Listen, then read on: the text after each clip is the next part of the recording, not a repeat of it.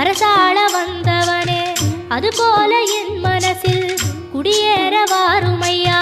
சம்ஹார நேரத்தில சமுத்திரம் பின்வாங்கும் சந்தோஷ திருநாளில் நல்லருளை தாருமையா. முருகன் என்று முழங்குது என் மனசு, கடலை போல உன் கருணை பெருசு.